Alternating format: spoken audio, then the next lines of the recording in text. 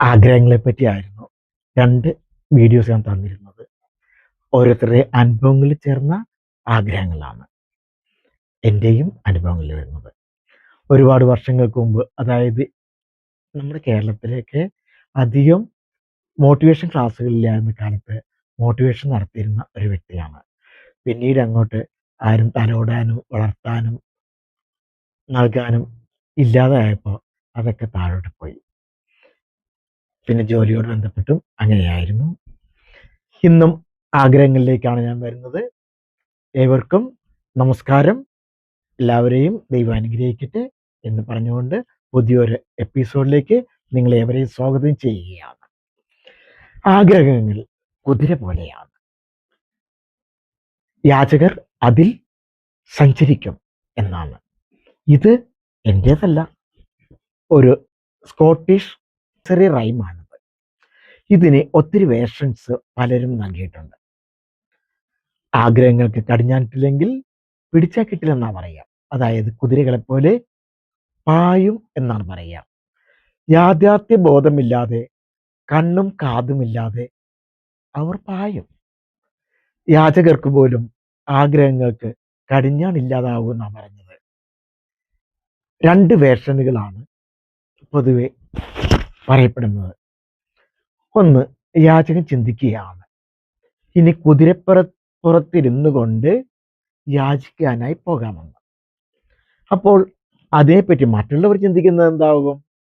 ഇയാൾ കുതിരപ്പുറത്ത് വന്ന് യാചിക്കുകയാണെങ്കിൽ ഇയാൾക്ക് മാത്രമല്ല കൊടുക്കേണ്ടത്, അയാൾ കൊണ്ടുവരുന്ന കുതിരയ്ക്കും ഭക്ഷണം കൊടുക്കേണ്ടേ എന്നാണ് അയാൾ ചിന്തിച്ചത്.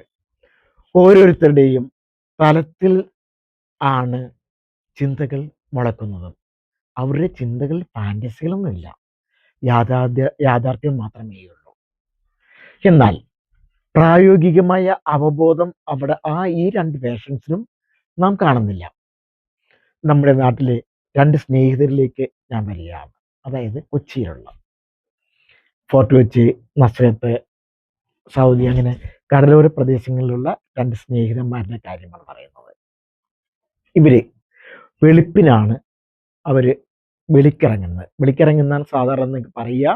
കാര്യം വിസർജിക്കാനായിട്ട്, അല്ലെങ്കിൽ എന്താണ്, കക്കൂസിൽ പോകുന്നതിന് പകരം കടൽക്കരയിലാണ് പോകുന്നത്. അത് ഒത്തിരിയധികം ചിറകൾ കെട്ടിയിട്ടുണ്ടാവും, കരിങ്കല്ല് വെച്ചിട്ട് ചിറകൾ. കാര്യം മറ്റൊന്നുമല്ല, കടൽക്ഷോഭം ഉണ്ടാകുമ്പോൾ വെള്ളം ഇപ്പുറത്തേക്ക് വന്ന് ബുദ്ധിമുട്ടിക്കാതിരിക്കാൻ വേണ്ടിയിട്ടാണ് ആ കടൽഭിത്തി ചെയ്യുന്നത്. ആ കടൽഭിത്തിയിൽ കല്ലുകളിൽ പോയിട്ടാണ് ഇവർ സാധിക്കുന്നത്.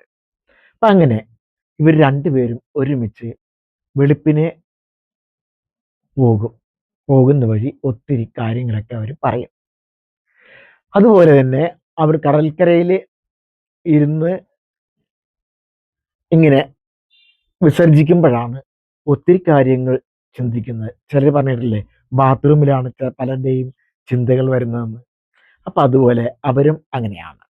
ഒരാളൊരിക്കൽ പറയുകയാണ്, എനിക്കൊരു ലോട്ടറി അടിച്ചാൽ ഞാൻ ഒരു കാർ വാങ്ങും, ഒരു അംബാസഡർ കാർ. അന്നൊക്കെ അംബാസഡർ കാറൊക്കെയാണ് കൂടുതൽ ഉള്ളത്, മാരുതി കാറൊന്നുമില്ല. എന്നിട്ട് അതിലാകും താൻ വെളിക്ക് പോകാനായിട്ട് കടൽക്കര വരും എന്നാണ് അദ്ദേഹം പറയുന്നത്. അപ്പോൾ മറ്റേ സ്നേഹിതൻ പറഞ്ഞു, ഞാനും നിന്റെ കൂടെ വരും. ഇവിടെ മാത്രമല്ല, ഫോർട്ട് കൊച്ചിയിലും സൗദിയിലും മറ്റുള്ള എല്ലാ ബീച്ചിലും നമുക്ക് ഈ കാറിൽ നടന്ന് പോയി വെളിക്കിരിക്കാമെന്നാണ് അവർ പറയുന്നത്. ഇവരുടെ ആഗ്രഹങ്ങൾ ശ്രദ്ധിച്ചില്ലേ? അവിടെയും പ്രായോഗിക ബുദ്ധിയുടെ അഭാവം തന്നെയാണ്. നമ്മുടെ ആ യാചകരുടെ ബുദ്ധിയെ പറ്റി പറഞ്ഞ പോലെ തന്നെ ഇവർക്കും പ്രായോഗിക ബുദ്ധിയില്ല. കൈ നിറയെ കാശുണ്ടെങ്കിൽ പിന്നെ എന്തിനാണ് കടൽക്കരയിൽ പോകുന്നതെന്ന് അവർ ചിന്തിച്ചില്ല.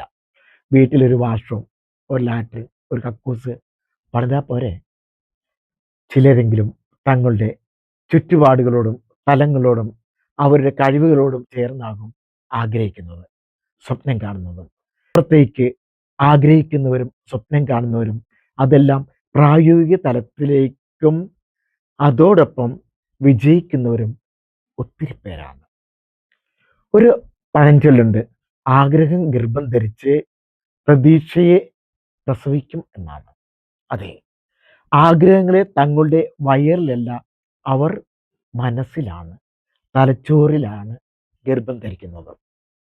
ഈ പുരുഷന്മാർ സ്ത്രീകളെ സംബന്ധിച്ചിടത്തോളം പുരുഷന്മാര് ഒരു കുട്ടിയെ ഗർഭം ധരിക്കുന്ന അവർ തലച്ചോറിലാണ്, അമ്മമാരോ അവരുടെ ഉദരത്തിലും.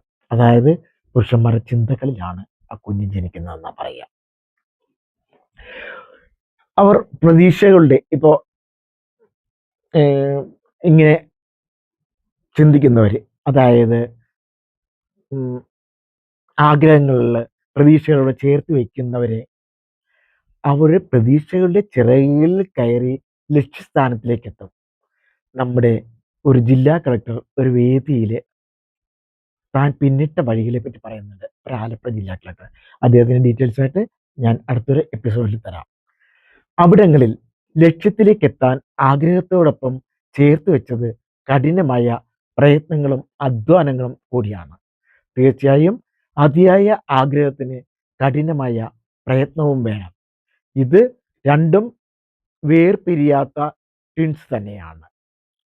ആഗ്രഹങ്ങൾ നല്ലതാണ്, അതുപോലെ മോശവും ആകാം. അതിൻ്റെ സ്വഭാവം അനുസരിച്ച് മാറ്റങ്ങൾ വരാം. ഓരോരുത്തർക്കും ഒത്തിരി ആഗ്രഹങ്ങളെ പറ്റി ഞാൻ പറയാം. ഇനി ഞാൻ വരുന്നത് ഒരു കുടുംബത്തിലെ 3 IAS ഓഫീസർമാരെ പറ്റിയും ഒരു IPS ഓഫീസർമാരെ പറ്റിയാണ്. ഇവിടെയെങ്കിലും അല്ലത്, അങ്ങ് ദൂരെ ഉത്തർപ്രദേശിലെ ലക്നൌവിലാണ് ഈ സംഭവം. ഒരു കുടുംബത്തിലെ 4 പേരാണ്. അതിൽ 3 പേര് IASകാരും ഒരാള് IPSകാരും. സാമ്പത്തികമായിട്ട് അത്രയധികം മെച്ചമുള്ളൊരു കുടുംബമൊന്നുമല്ല മിശ്രയുടെ കുടുംബം. അനിൽ മിശ്രയുടെ കുടുംബമാണ് ഈ പറഞ്ഞ നേട്ടങ്ങൾക്ക്. കാരണം ഇന്ത്യയിലെ തന്നെ ആയിരിക്കില്ല ഇന്ത്യയിലെ IAS ഉള്ളത്, മറ്റു തലങ്ങളിൽ നോക്കിക്കഴിഞ്ഞാലും ഫസ്റ്റ് ഫാമിലി എന്ന് വേണമെങ്കിൽ പറയാം. അനിൽ മിശ്രയുടെ മക്കളായ യോഗേഷ്, മാധവി, ലോകേഷ്, ക്ഷമ എന്നിവരാണ് ഈ അസാധാരണമായ നേട്ടം കൈവരിച്ചത്. ഇന്ത്യയിലെ തന്നെ ഏറ്റവും കഠിനമായ പരീക്ഷകളിൽ ഒന്നാണെന്ന് നമുക്ക് ഏവർക്കും അറിയാവുന്നതാണ്. വർഷാവർഷം ലക്ഷക്കണക്കിന് പേരാണ്, ഉദ്യോഗാർത്ഥികളാണ് ഈ പരീക്ഷ എഴുതുന്നത്.